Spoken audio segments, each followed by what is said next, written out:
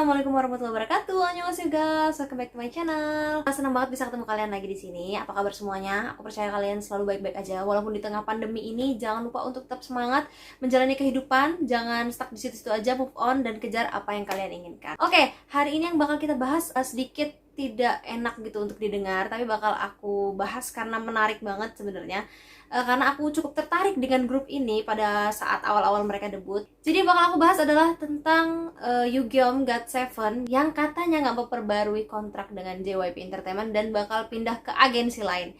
So buat kalian penasaran, jangan lupa tonton video ini sampai habis karena aku bakal kupas untuk semuanya. Oke, sebelum kita mulai, untuk kalian ketahui aku bukan Agase, aku bukan fans GOT7. Jadi nantinya kalau ada salah-salah kata atau statement atau ada yang menyinggung sejenisnya, kalian boleh perbaiki di bawah di kolom komentar ya Agase. Nah, jadi baru banget kemarin ini ada berita yang cukup mengagetkan kalangan fans K-pop, terutama Agase, yaitu adalah Yugyeom GOT7 atau maknanya itu yang memutuskan katanya untuk nggak memperbarui kontrak dengan JYP dan pindah ke EOMG Entertainment.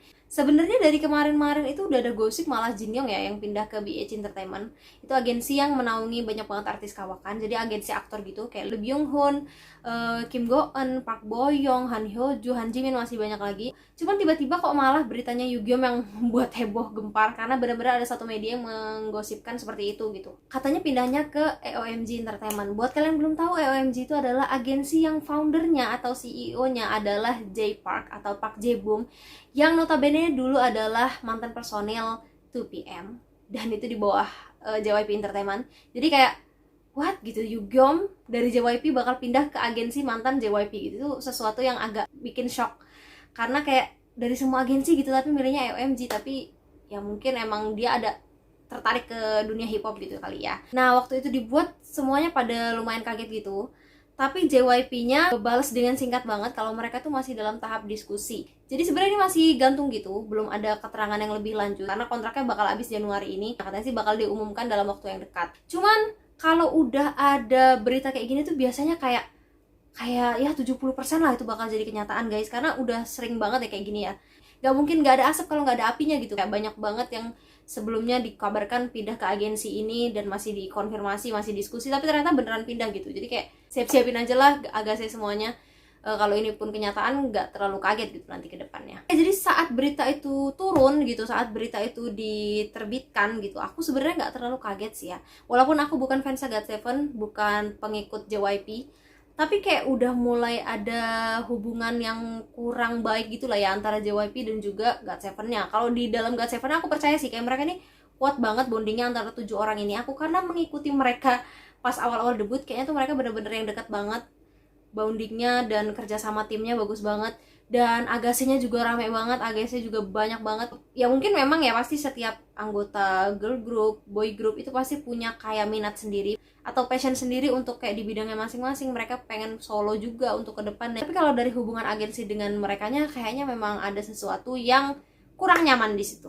Aku nggak mau giring opini, cuman di sini aku baru baca di Pancoa atau Pan, itu ada salah satu netizen, mungkin dia Agase ya, yang memposting tentang keadaan GOT7 dalam beberapa bulan terakhir. Oke, jadi selama 7 bulan GOT7 ini hiatus atau nggak comeback, mereka ini kayak dibuat gantung gitu, kayak promosinya itu kurang gitulah ya guys ya. Jadi di sini tuh dia tuh ngebeberin beberapa poin gitu. Yang pertama adalah mereka tuh sering nyebut di live-nya mereka kalau mereka tuh pengen buat kayak V-Live masak-masak atau apa yang mungkin untuk semakin beragam lah isi konten mereka dan fans-fansnya juga jadi makin terhibur gitu ya. Tapi nggak diperbolehin sama agensinya, katanya sih gitu guys. Yang kedua adalah selama hiatus mereka itu malah ngerilis goods atau kayak merchandise gitu atau barang-barang berkaitan dengan GOT7 sampai 3 kali, tapi merekanya sendiri kayak zero promotion gitu. Terus yang ketiga adalah JYP nggak pernah ngerilis statement resmi kalau ada rumor tentang membernya itu. Padahal kan namanya agensi harus maju paling depan dan memberikan kayak statement resmi kayak gitu. Nah itu yang dia garis besarin itu selama masa hiatusnya. Waktu masa comeback ini lebih parah lagi guys. Jadi promosi terakhir mereka itu Breath of Love Last Piece, itu album terakhirnya ya. Nah di situ tuh mereka cuma promosi 1 minggu di 3 acara musik show. Kalau untuk ngelihat dari usianya GOT7, itu memang sih rata-rata artis yang udah lama debutnya itu nggak banyak-banyak promosi di acara musik karena mereka tuh udah kayak punya acara sendiri atau punya kesibukan yang lain gitu. Jadi nggak sering-sering kayak masih rookie atau masih yang merintis banget gitu, enggak. Tapi ini cukup keterlaluan karena nggak ada showcase, nggak ada MV teaser, dan bahkan di teasernya juga ada yang salah-salah atau tipe-tipe gitu tulisannya. Terus promosi di IG juga kagak, promosi resmi ya. Terus promosi di Twitter tentang highlight lagu-lagunya juga enggak gitu guys. Mereka juga nggak muncul di radio. Terus cuman ada 2 YouTube konten tentang album itu, dan juga Weekly Idol, Idol on Quiz, cuman itu aja. Jadi menurut Agassi gimana semuanya? Apakah benar yang dibeberkan sama Agassi yang di PAN ini? Aku juga kurang paham, tapi aku ngambil itu karena menurut aku menarik untuk dibahas, karena emang segitunya ya perlakuan JYP ke GOT7. Aku pengen tahu banget dari pendapat kalian. Kalau ngelihat dari aktivitas GOT7 selama ini memang ya kayak terbatas gitu sih, nggak terlalu yang intens banget. Walaupun mereka di akun pribadinya atau Instagram, Twitter itu cukup aktif, cuman ya kayak kurang aja gitu sebagai grup yang dikelola oleh agensi sebesar JYP. Nah, ini aku udah ngumpulin beberapa video gitu. Ini untuk video YouTube-nya. Kalau kita lihat di sini ya sebenarnya not bad sih. Kayak mereka ada acara diary-nya kayak gitu, ada acara yang lumayan ya daily gitu ya. Cuman beberapa episode gitu kayak cuman 8 atau 6. Nggak terlalu sepi banget sih. Selalu ada konten gitu ya, walaupun jarang, hitungannya nggak setiap hari kayak gitu. Tapi masih wajar sih. Yang kedua adalah aku ngelihat dari IG official GOT7-nya. Kalau yang aku lihat ini terakhir ngucapin JB ulang tahun, terus dia ada tahun baruan gitu, kata-kata para member. Dan kata-katanya juga sebenarnya nggak ada yang kayak ucapan secara pribadi sih, kayak semua itu bener-bener official banget ya, mungkin karena mereka punya akun Instagram pribadi ya. Terus juga di Twitternya ini juga aku lihat Twitternya GOT7 emang bener-bener Twitter official ya. Jadi nggak terlalu kayak ada interaksi gitu, biasa aja. Untuk promosinya juga kayaknya nggak terlalu heboh sih ya. Jadi yang aku lihat sih mungkin emang udah ada kerenggangan dari JYP dan juga GOT7-nya kayak gitu guys. Ini cuma kacamata aku loh, tapi kalau kalian yang Agassi mungkin punya pendapat sendiri. Ada fun fact terbaru yang baru aja aku baca malam ini nih ya.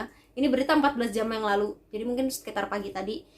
Kalau ternyata JYP ini mengunfollow 3 member GOT7, yaitu adalah Bam Bam, Jin Young, dan juga Mark. Ini kalau kita lihat 2 member dari luar negeri dan juga 1 Jin Young yang udah ada gebar-gembor bakal pindah agensi. Jadi aku nggak paham sih, mungkin ada beberapa masalah kalau udah unfollow kayak gini. Terus juga Youngjae ternyata mengunfollow JYP dan ngapus video gitu yang dia cover lagunya JYP. Terus Bam Bam juga sama Youngjae menghapus foto grup mereka GOT7-nya dengan JYP. Jadi bener-bener kayak ada sesuatu nih, pasti ada something di antara kedua belah pihak ini guys. Dan karena banyak fans yang pengen tahu tentang masalah ini, mereka tuh kayak mentionin si Bam Bam, dan Bam Bam itu jawab dengan gift yang kayak ngangkat bahu gitu. Jadi kayak menunjukkan nggak usah terlalu khawatir sama GOT7, karena sebenarnya mungkin dalam mereka tuh emang baik-baik aja kayak gitu. Untuk Agassi berdoa aja yang terbaik ya, walaupun nantinya akan pindah agensi, itu mungkin emang udah hasil diskusi dan juga emang udah dipikirin sama member GOT7-nya masing-masing. Mereka kan pasti nggak asal sih kalau namanya tanda tangan kontrak lain atau yang namanya untuk masa depan mereka, pasti mereka nggak asal-asal. Kalian harus percaya itu. Tapi yang harus digarisbawahi adalah kalau mereka nanti udah beda agensi tapi GOT7 ini nggak bubar nih, ini ya kayak kecil kemungkinan sih kalau untuk nyatu ini lagi, atau comeback yang sering-sering mungkin bakal comeback, tapi nggak sesering dulu saat masih satu agensi. Emang karena mengumpulkan atau menyatukan jadwal mereka itu cukup sulit kalau udah beda agensi. Jadi jangan berharap terlalu banyak untuk Agassi semua, biar kalian itu nantinya nggak terlalu yang nyesek atau sakit hati banget gitu. Oke, gimana pendapat kalian tentang masalah ini, tentang GOT7, tentang Hyugyom? Mungkin kalian punya pendapat yang berbeda dari pendapat aku, terutama untuk Agassi ya. Ini buat kalian semangat terus, semoga kalian kuat, karena memang yang namanya udah 7 tahun karir ini emang udah mulai ketar-ketir. Banyak banget idol yang debut di tahun 2014 tuh udah mulai bakal mikirin kontrak mereka, kayak Red Velvet, Mamamoo, Loveless, Winner. Ini udah mulai siap-siap aja lah untuk para fansnya, siap-siap kayak menarik nafas yang cukup dalam biar kita tuh nggak terlalu kaget, karena yang namanya pindah-pindah agensi tuh udah biasa sih di dunia K-pop. Jadi sekali lagi fighting semuanya untuk menghadapi dunia per K-popan. Gak usah terlalu dianggap pusing guys, jangan terlalu dianggap beban, karena kalian punya real life yang harusnya kalian lebih pikirin. Kalau untuk dunia fangirl ini ya happy-happy aja lah. Yang penting kalian dengerin karyanya, yang penting kalian apa yang dilakukan idol kalian yang sifatnya positif boleh kalian ikutin. Kalau yang udah negatif, no, jangan diikutin, valid no debat. Oke, jadi buat kalian yang suka video ini jangan lupa untuk like, subscribe, dan juga komen dan nyalain lonceng biar kalian terus dapat notifikasi dari aku kalau aku bikin video baru. Untuk update tentang kasus ini, mungkin kalau nantinya banyak updatean atau banyak news yang baru, aku bakal buat video lagi. Tapi kalau cuma dikit, mungkin aku bakal tambahin di kolom komentar atau di description box. Oke, sampai ketemu di video-video selanjutnya bareng aku Rora Anissa. Dadah!